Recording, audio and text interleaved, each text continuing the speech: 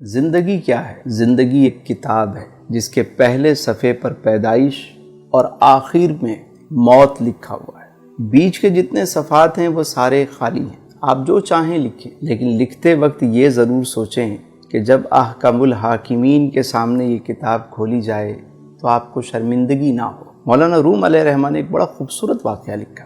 آپ فرماتے ہیں کہ ایک شخص کو ایک قیمتی ہیرا ملا، انمول ہیرا۔ وہ اسے لے کر جوہری کے پاس گیا اور کہا اس کی قیمت کیا ہوگی؟ تو جوہری نے اسے دیکھا تو کہا کہ میں اپنی پوری دکان بھی دے دوں تو اس کی قیمت ادا نہیں ہو سکتی، اس پورے صرافہ بازار میں کوئی بھی اس کی قیمت نہیں دے سکتا۔ تم ایک کام کرو، اس کو لے کر بادشاہ وقت کے پاس جاؤ، ہو سکتا ہے وہ اس کی قیمت دے دے۔ وہ شخص وہ ہیرا لے کر بادشاہ کے پاس گیا۔ بادشاہ نے جب اسے دیکھا تو وزیر سے پوچھا اس کی مالیت کیا ہے؟ بادشاہ کو بتایا گیا بادشاہ سلامت اگر ہم اپنا تخت و تاج بھی دے دیں تو اس کی قیمت ادا نہیں ہو سکتی، یہ ایک انمول ہیرا ہے۔ بادشاہ نے کہا بھائی کسی قیمت پہ بھی مجھے چاہیے۔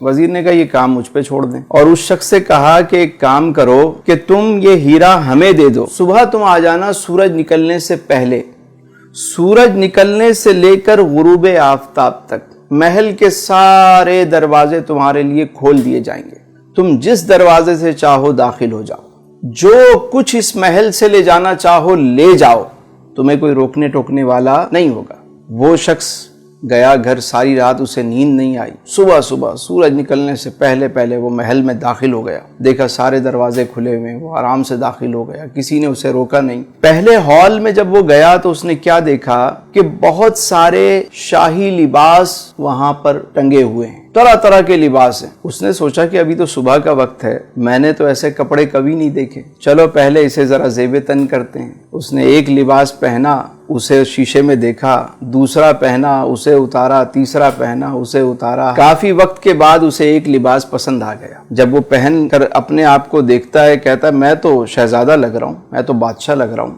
اب وہ آگے چلا، آگے جب گیا تو وزیر موصوف نے کیا کیا، دوسرے ہال میں طرح طرح کے شاہی کھانے چنے ہوئے، دسترخوان لگا ہوا ہے اور تازہ کھانے پکا کے رکھے گئے ہیں، خوشبو آ رہی ہے۔ اب یہ شخص پوری رات کا جاگا ہوا، بھوک سے اس کا برا حال تھا۔ اس نے جب ایسے کھانے دیکھے تو اس کی بھوک اور بڑھ گئی، ایک کھانے پہ ٹوٹ پڑا، کبھی اسے کھا رہا ہے، کبھی اسے کھا رہا ہے، کبھی اسے۔ جب اس نے سیر ہو کر کھایا، شکم سیری ہو گئی، تو پھر یہ آگے چلا۔ اگلے ہال میں کیا منظر دیکھتا ہے کہ وہاں شاہی بستر لگا ہوا ہے، کنیزیں جو ہیں وہ پنکھے لے کر کھڑی ہوئی۔ اس نے سوچا کہ ابھی تو صبح کا وقت ہے، ابھی تو بہت وقت پڑا ہوا ہے، کیوں نہ میں تھوڑی دیر آرام کر لوں۔ یہ شاہی بستر پر لیٹتا ہے، کنیزیں پنکھا جلتی ہیں، اور یہ جو پوری رات کا جاگا ہوا، پیٹ بھر کے کھانا کھایا ہوا، اب جب یہ سویا تو اللہ طول اچانک اس کی آنکھ کھلی تو دیکھا کہ دربان اس کو اٹھا رہے ہیں۔ جیسے ہی اس کی آنکھ کھلی انہوں نے کہا بھائی وقت ختم ہو گیا، سورج غروب ہو گیا، چلو اب یہاں سے بھاگو۔ یہ شخص فوراً اٹھ کر سامان اٹھانے لگ گیا، کبھی یہ اٹھا رہا ہے، کبھی وہ اٹھا رہا ہے۔ انہوں نے کہا خبردار، تم یہاں سے اب تنکا بھی نہیں لے کر جا سکتے۔ اس نے کہا میں نے تو کچھ بھی نہیں لیا ابھی تک۔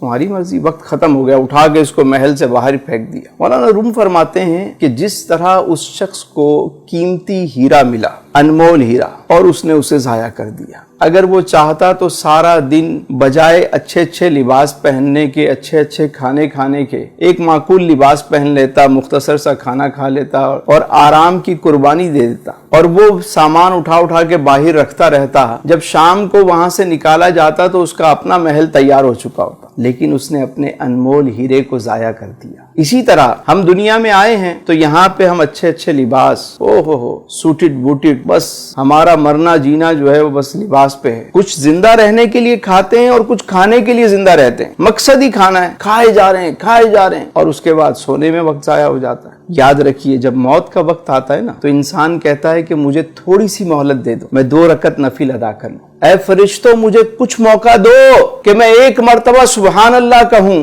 1 مرتبہ الحمدللہ کہہ لوں، ارے 1 مرتبہ اللہ اکبر کہہ لوں، تھوڑا سا تو موقع دو، میں کچھ صدقہ و خیرات کر دوں۔